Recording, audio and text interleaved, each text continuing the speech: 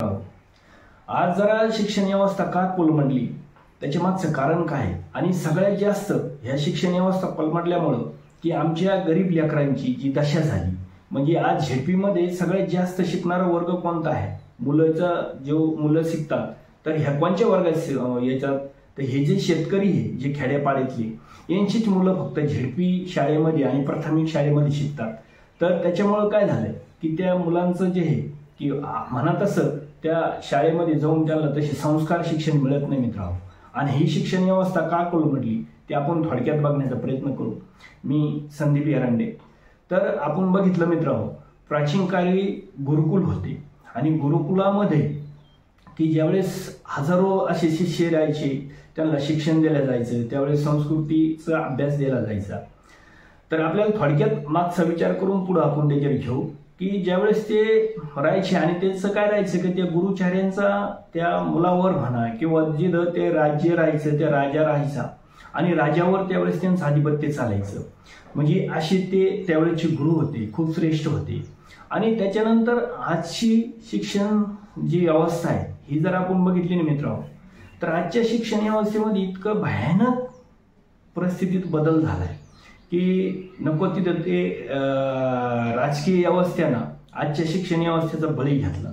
कारण आपल्याला असं म्हणलं तरी हरकत नाही कारण राजकीय व्यवस्था काय की तुम्ही राजकारण ह्या शिक्षण व्यवस्थेमध्ये आलं आणि आणल्यामुळं की आज जे आमचे खेड्यापाड्यातले गरीब लेकरं आहे म्हणजे जे शेतकऱ्यांची मुलं आहे हे यांना शिकण्यासाठी ज्या हे समजा शाळा आहे तर इथं तुम्ही काय केले की बुवा आमचं जे गरीब वर्ग तिथं शिकत होता तर यांना अशा अडचणी यायला लागल्या की आज जर आपण परिस्थिती बघितली मित्रांनो की खेड्यापाड्यातल्या शाळा कधी बंद राहतात शिक्षक कधी 10 वाजता येतो कधी 12 वाजता येतो कधी 1 वाजता येतो म्हणजे याच्यावर कोणाचंही नियंत्रण नाही।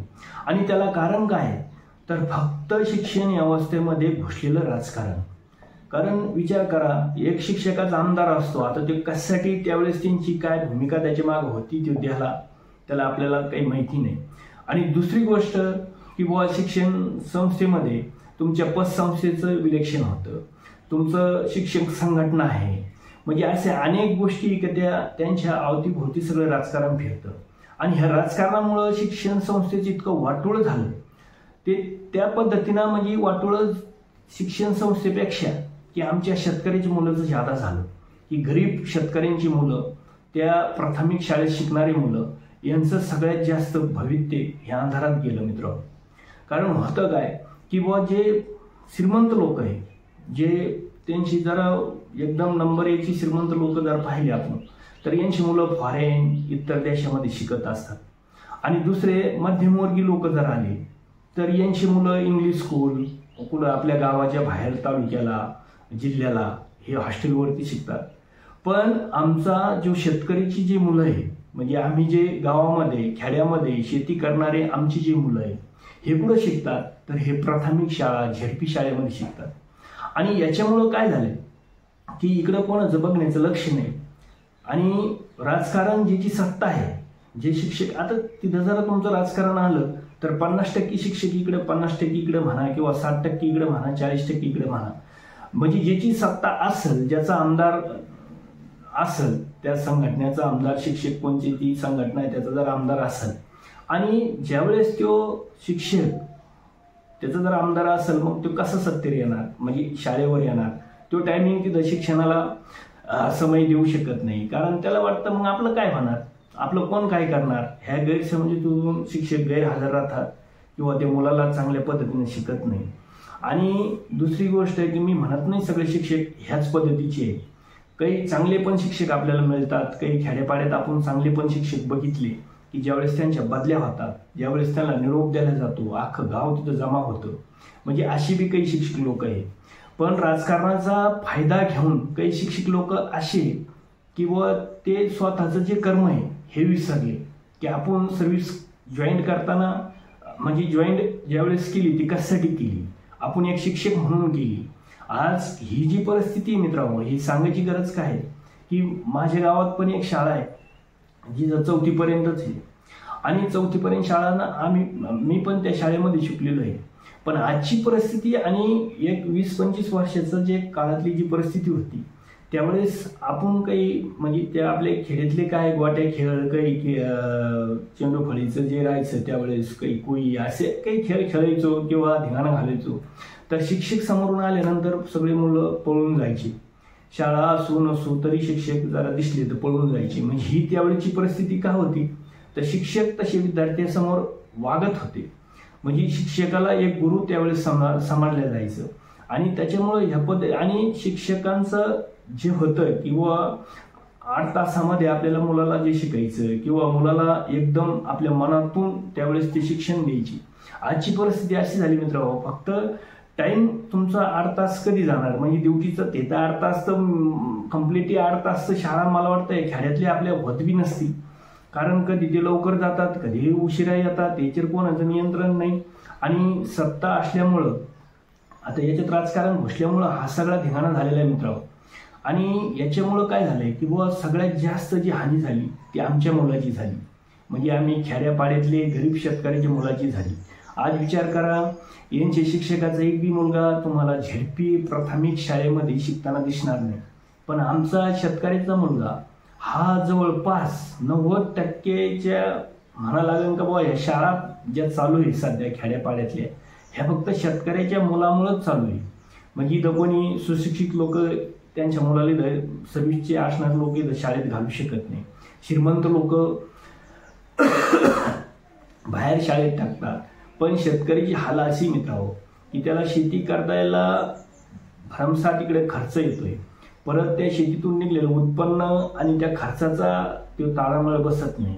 आणि त्याच्यात परत मुलाचं शिक्षण मुलींचं शिक्षण करून म्हणजे त्याला पार 1-2 आता काही उदाहरणं असे बी आपल्याकडे की ज्या वेळेस शिक्षण झाले मुलाचे काही सर्व्हिसला लागले तर त्या शेतकऱ्यांना स्वतःची जमीन विकून त्या मुलांची शिक्षण केले. म्हणजे अशी काही उदाहरणं आपल्याकडे आहे. पण हे पण ह्या सरकारने असे याच्यात लक्ष घातलं पाहिजे की बुवा यांना खरंच राजकारणाची गरज होती का, की यांना आमदारकीची गरज होती का. बरं कशासाठी आमदार पाहिजे होता यांना, की केवळ हे अशा जरा शिक्षण व्यवस्था जर कोलमड असेल मित्रांनो तर मी म्हणतो बिलकुल याच्यात राजकीय हस्तक्षेप नसायला पाहिजे होता. पण विषय असा झालाय की आता हेच शिक्षक लोक हे स्वतः राजकारण करायला लागले. म्हणजे आपल्याला भरपूरसे असे उदाहरण बघायला बी मिळतील. आणि याच्यामुळं काय झालंय की आमच्या सारख्या शेतकऱ्याची जी मुलं आहेत ह्या मुलाचं भविष्याचं वाटोळं झालं. म्हणजे ज्यावेळेस यांना पहिलीपासून 4थीपर्यंत जे काही संस्कार पाहिजे होते ते मिळाले नाही. आणि त्याच्यानंतर हे मुलाला म्हणजे हे बिघडल्या गेले. आणि बिघडल्या गेले म्हणजे वाईट वळणं लागली. काही काही असे झाले की ज्यांना ज्या वेळेत संस्कार पाहिजे त्यावेळेस ती मिळाले नाही. चांगला अभ्यास, वेळेत काय जेवायचं किंवा काय काय गोष्टी करायच्या. आणि आई वडील रोज शेतात जाणारे रोज लोकांची मजुरी करून खेडेपाड्यात अशा गोष्टी राहतात की बुवा आई पण जाती वडील पण जातो दोहीला पण. आणि स्वतः शेती असली तरी ती आपल्याला स्वतः कसा लागती. त्याच्यामुळं म्हणा असं मुलाकडे इतकं लक्ष राहत नाही. पण मग यांनी जे शिक्षण ही जी झेडपी शाळा आहे प्राथमिक शाळा आहे इथं ह्या पद्धतीने चांगल्या पद्धतीने जर शिक्षण दिलं असतं आणि यांनी व आपला पक्ष फिक्ष नाही करता आता अशी पद्धती मित्रांनो ज्याची सत्ता आहे तो शिक्षक कधी शाळेत जाऊ ना जाऊ त्याचं कोणी काही करणार नाही. आणि ज्याची सत्ता नाही ते थोडंफार येतंय. म्हणजे मी सगळेच खराब आहे असं सांगत नाही. पहिलेच मी सांगितले की काही शिक्षक असे पण आहे की जे स्वतः शाळेमध्ये येतात शाळेतल्या मुलाला वही पेन स्वतःचे पैशातून देतात. कारण मी बघितलेला अनुभव आहे. आणि काही असे की बुवा शाळेत आल्यानंतर त्याचा मोबाईल 2-2, 3-3 घंटे तो निकळत फोनवर बोलत राहतो. म्हणजे काय ते मुलाला शिक्षण देत असतील.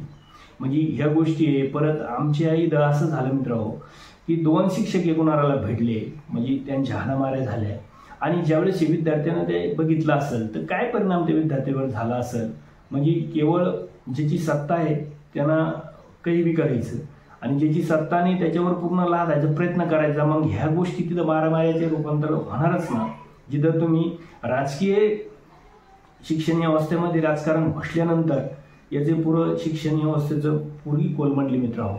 आणि म्हणून आपल्याला हात जोडून सरकारला ही सांगायची विनंती एवढीच आहे की खेड्यापाड्याच्या आमच्या शेतकऱ्याची जी मुलं आहे ह्यांचा शिक्षणाचा आकडा फार कमी असल्यामुळं काय की त्याला कारणीभूत हे तुम्हीच आहे.